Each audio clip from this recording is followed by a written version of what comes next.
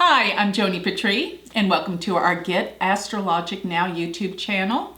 And I'm sitting here with Rose Reveley, and she's a Vedic astrologer and student. And she wanted to ask me something very important that is probably one of the most important aspects of Vedic astrology, which we discussed briefly. So go ahead and ask your question and what concerns you the most. Okay.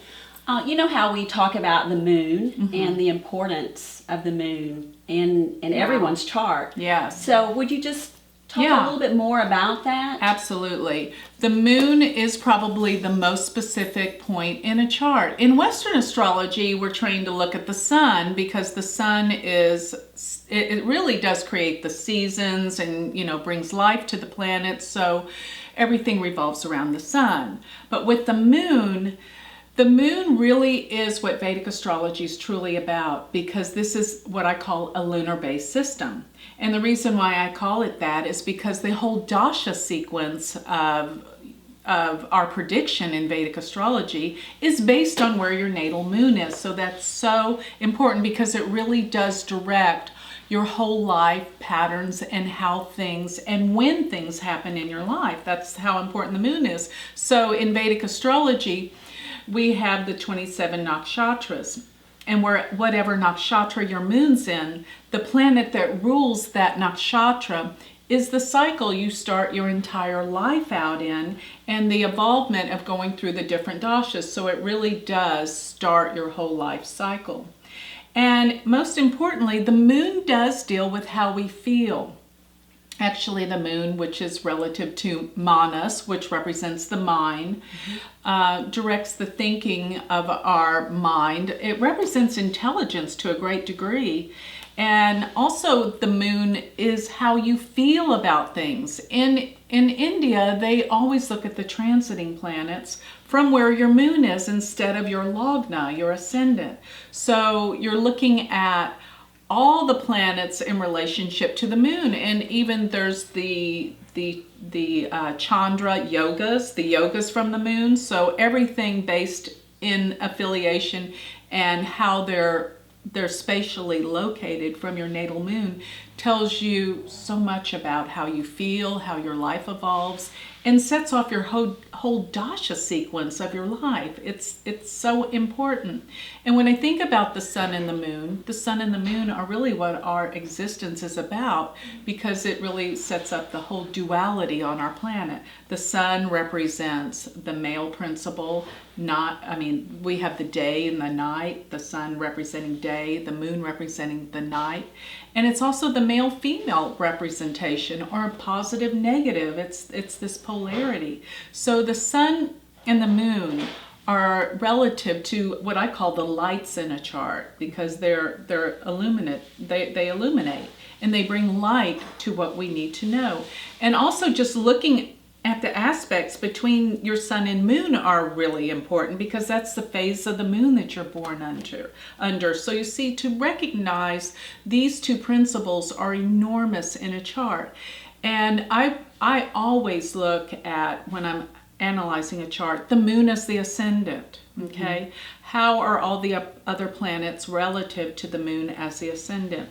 And I like to just count the houses, like if you have planets in the second house from the moon or in the 12th house from the moon. This is actually the yogas with the moon.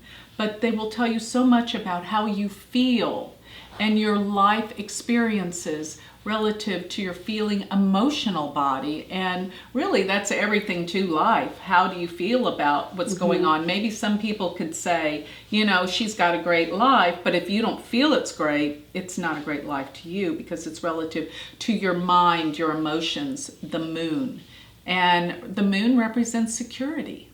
And if you don't feel protected or secure in life, you're going to have a lot of problems. And probably the most significant thing to notice about a moon in the chart, is it isolated from other planets? Is it like by itself in a chart?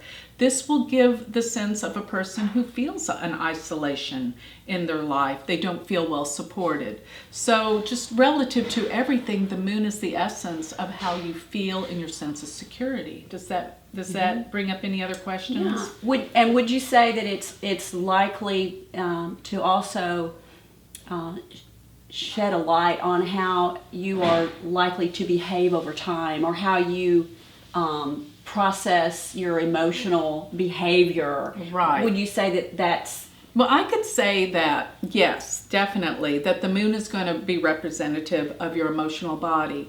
And as things evolve, and really what you're looking at is probably the transiting planets to the moon, because relative to the moon, how you behave and how you feel.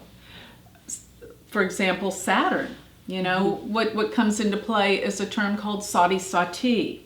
So Saturn is the planet, I think, that really sets us up in terms of our security issues and how we grow and mature. Saturn is about being mature, about really learning how things evolve and grow in our life, and how when Saturn comes into the sign before the moon, the sign of the moon, and the sign after the moon, this is going to be what is a very difficult time in life.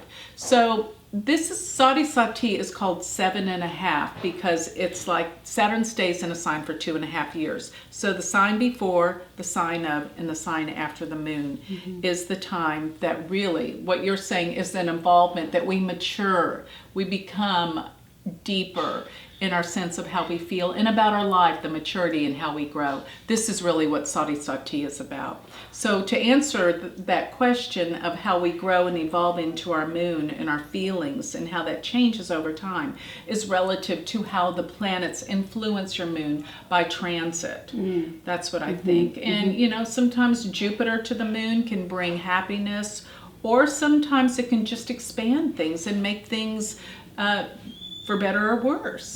It's a big transitional period. But always look at the planets as they aspect your natal moon, and relative to making the moon the ascendant. That's what I feel is the most important. Yeah. Okay. Anything else you want to know about the moon? I think that's great. Okay. Thank you. All right. Thank you, Rose.